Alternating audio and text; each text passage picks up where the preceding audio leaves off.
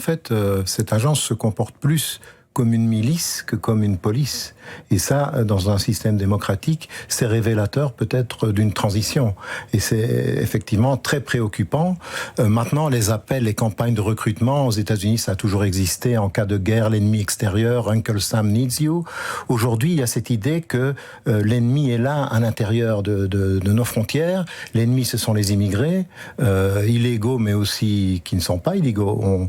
Pour l'instant, on est en train de chasser partout, même dans ces fameux dreamers, c'est-à-dire ce qu'on appelle parfois en Europe plutôt la deuxième génération ou la première génération et demie, des gens qui sont nés aux États-Unis, soit sans statut, soit qui à partir de 21 ans perdent le statut dont leurs parents bénéficiaient, mais qui sont américains sociologiquement, qui n'ont nulle part autre d'où aller, eh bien eux aussi sont chassés. Donc il y a un ennemi de l'intérieur qui est multiforme, qui est d'abord un ennemi immigré, un ennemi racial, et évidemment les Américains non immigrés qui se posent des questions sur ce qui est en train de se passer sont eux aussi considérés comme des ennemis de l'intérieur contre lesquels il faut se défendre, et c'est ce qui s'est produit au Minnesota il y a quelques jours. Oui, et vous pointiez le fait que de plus en plus de personnes peuvent être la cible.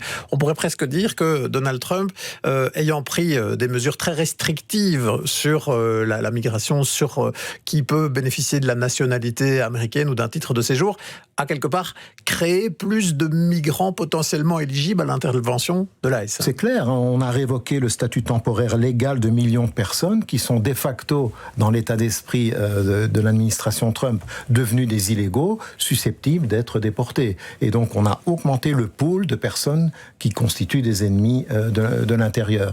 Donc c'est extrêmement préoccupant. On se retrouve maintenant face à des gens qui ne connaissent pas le Mexique, qui n'y ont jamais habité et qui sont déportés là-bas et qui vivent par exemple avec leurs grands-parents, qui parlent mal la langue, etc., parce que ce sont des Américains des États-Unis sociologiquement.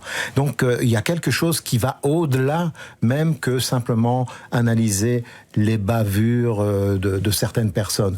On est plutôt dans une dynamique systémique qui veut reconfigurer la conception des États-Unis.